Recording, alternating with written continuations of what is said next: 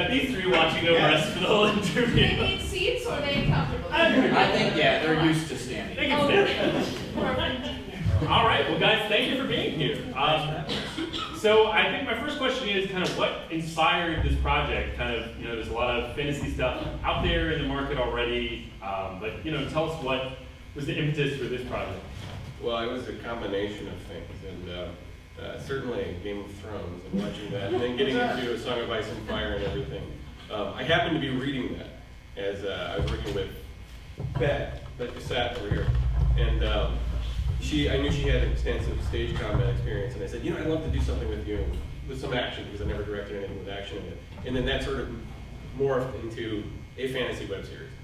So, one that was in no small part inspired by Game of Thrones, A Song of Ice and Fire, but kind of wanted to match that tone. But that was where it started.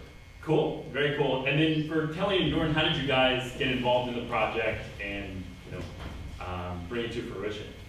Francis sent me the script in like December of 2011, I think it was, and he said, I want you to read the script, and I think there's a role in it for you. And he said, tell me which one of these two roles you want to play. And I looked at him and I said, okay, one's a badass and is sarcastic, and one is a badass and evil. And I said, as a joke, I said, why don't you make them twins? And he did. and I said, I'm on board, I have to produce. And that was it.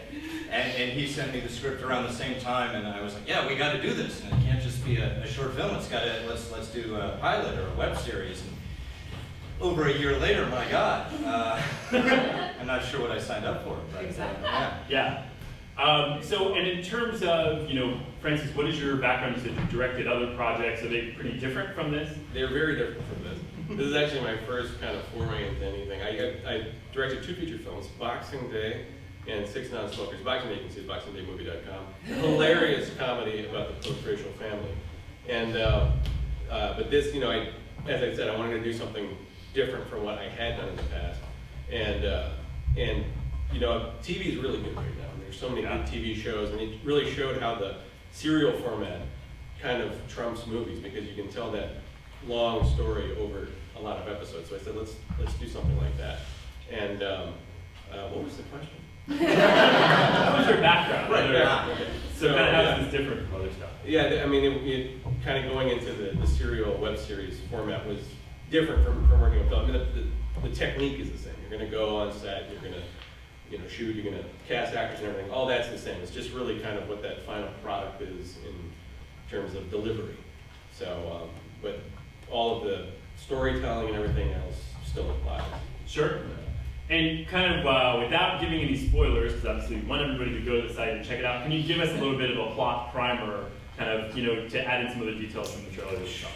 Sure. So, the broken continent. At one time, it was one great continent where magic was used by the people there. It was like an Atlantis-like culture, very advanced, and magic was given to these people by the god Relios. And eventually, there came along a king who was very good with magic and got a little uppity and said, "You know what? I am a god," and that's never good when you do that. And, so don't piss off the big guy. Right. So Relios broke the continent into 5 pieces. So when we pick up our story, Edwin here is attempting to conquer all 5 of the shards, the 5 pieces of the broken continent by, just going to them in the old-fashioned way. Yeah. Conquering. Right. Like, Napoleon style. Yeah. Yeah. So, but not everybody is down with this plan, and that's what we see in the pilot episodes. As you might guess. Right. Yes. He has big dreams, though. Yeah. Yes. But big messes. Yeah. So Big dreams lead to big messes. Oh yeah. And then in terms of the actual filming itself, kind of, how long of a process was that for the episodes that you guys have presently? We pushed back pre-production quite a bit. It wound up being a 5-day shooting process to get the 3 episodes you see. Because we were setting up so much of the world, we basically had almost a whole new cast every day. Wow. There were 65 cast members all told. Yeah, and about 25 crew, a couple horses, little toddlers. We basically had everybody they say you don't want to, little kids. You got your toddlers, you got horses, you got swords. The armor was the most difficult. But the pre-production took about a year. Yeah. All told, from what?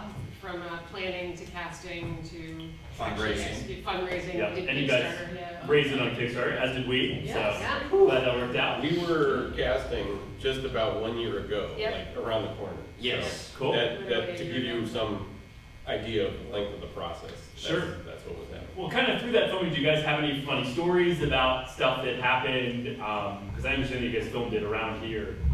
Yes. So yeah, just finding locations. Well, actually, Francis can talk about, but yeah, it's like DC area, fantasy mecca. No. Yeah. So we found a location out in Middleburg, Virginia, that's a farm location. Beautiful. That had a beautiful location, and we scouted it, and it was perfect.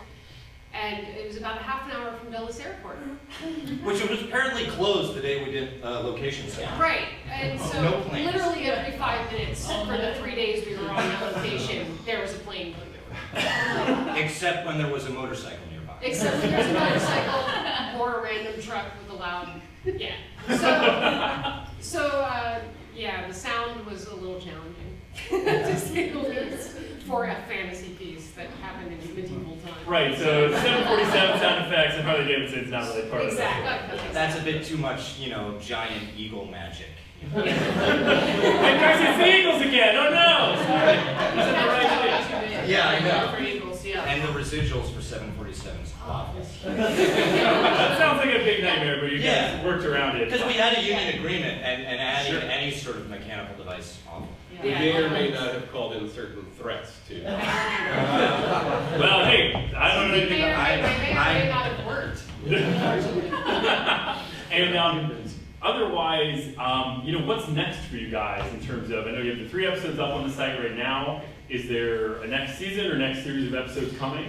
Or, what should people expect? Well, the ideas are there, but the whole thing is getting the money, because it's obviously to do something that involves 65 actors for just for the low budget version, and all of these costumes and everything. And we'd like to show some structures, which means having some maybe some sets built and having more design stuff. We need lots more money. Yeah. So the thing is, we're entering a very cool time with like Netflix and Amazon getting into the original content game. So we're hoping that once they're done with all the David Finchers and the Eli Ross in the world, that they'll look down at the smaller. Turn it down a little bit. And then we might get an opportunity to say, hey, you guys, it's like Game of Thrones, that's a really popular show, right? It's like, that our goal we would love to be, like, you go on Netflix, watch Game of Thrones, and it says, other titles you might enjoy. The broken content. So, I mean, that's, we would be very happy to occupy that space. So that's plan A. Cool. And in the meantime, though, we are looking at other ways to kind of keep the story going and keep the brand alive, and working on some like fiction, and Bjorn's dying to get a game out there, so Yes. for you guys. So nice. Well, keep me updated on that. 'Cause when I'm not doing this, play video games. And one more question. So, do you guys have any advice for any aspiring filmmakers out there? Other people who might be inspired by what you're doing, or think they're sitting on a great idea but don't know what to do with it? Do it. Yeah. Figure out some way to do it. I mean, the more planning, the better. No, don't do it. Kelley, counterpoint. Forget it. Do it and don't do it. Like, Right. Now, if have you the are, yin and yang. let's say you haven't gone out there, you haven't made your first movie yet. My suggestion would be, you can get a camera that's easy. You can get the tools easier than ever. Mhm. That first time out of the gate, minimize your risk. Get a couple of friends together and go and make something that you're not going to spend a lot of money on, and that you can learn on. If you're not going to spend the tens of thousands of dollars to go to film school and then pay that off the rest of your life, but like some people do. But that would be my recommendation. I mean, that's what I did with my first feature. I did it for $2,000 and essentially did it in one spot with some actor friends, and it's amazingly funny. And you can see it at Boxing Day movie. Sorry, I don't think we heard the whole Right. Very But yes, I mean that would be my recommendation, and do it as Bjorn said. I mean, you just have to at a certain point go out there, because you know those people who have like talked forever, and they'll usually say like how bad every other film out there is. It's like, I can make a better one than that. I can make a better, but they never do. Right. So it's getting over that fear of everybody's judging your film and stuff, and just going for it. Because film is collaborative, and so therefore film, it's just like theater, it's compromise. and especially with film, like I remember that fight scene you guys saw, that was one long 14-hour day. Oh, And we yeah. had 2 camera crews going, and we were racing to finish our day. And that's one of the realities that you go out there and you do it, you realize, oh, I have to make choices, and not everything I'll be absolutely 100% happy with it, but it exists. You have finished something. Yeah. And that's the important part. All right, awesome. Well, give it up for them, guys. Backstage, we're going to do a stage combat demo. So let's bring out Sarah and Craig right now. So Sarah and Craig are going to show us how it's done, and then you're going to let me try to stab myself in the sword. Sorry, check this bit.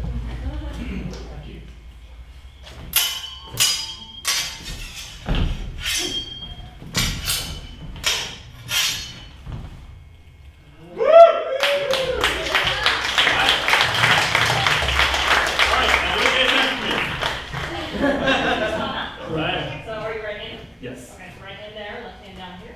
Cool. Alright, I think I'm good. Shooting is rules. This point never goes in his face. Okay. So anytime you move it around, it goes around the 8x10. He's a working actor who needs that. It never happens. Okay. Okay, so rules of cutting and slashing is that you're never really attacking Okay. the target. What's happening for Sarah's first cut is she's actually, if I stand perfectly still, she's just going right by. All I have to do is make contact as she goes. So sort of point up here and just bring it to the next diagonal. It doesn't intersect with me. Exactly. Like You that. can reach a little more. So you go past the head. There you go. So if I act real big and bring my sword up, it looks like I have defended myself against an elaborate attack. I've been playing it for 4 weeks. So Sure. bring it straight And it down. just skates down this way. Exactly. And then it moves right into the next move. So you come down, and then you're just gonna bend your wrist and bring it up. And I do the same right back to you. There you go. Cool. The stage. Awesome. So some of it has to do with the sound that it makes you believe you know what's happening. And you can do your own, just like, shing. That's very fun also. That was like saber noises or all? Yeah. Swing. Is there any way, I know we need to talk about this, that you can show Taylor and we can at least get a quick shot of us crossing swords? Absolutely. All right. Ooh. Can I though point this as Can you just stab me in the chest? You can't say that we told you to. Okay, all right. I like have insurance. Yeah, we I should. can't tell. This is like golfing. When I golf, my grip isn't good. It makes my armpit fart every time. It's embarrassing. All right. So you guys go off to your right and step in.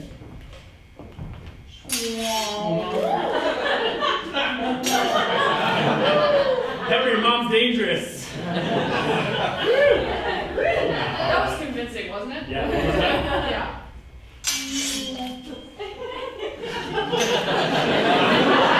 We're both terrified of hurting each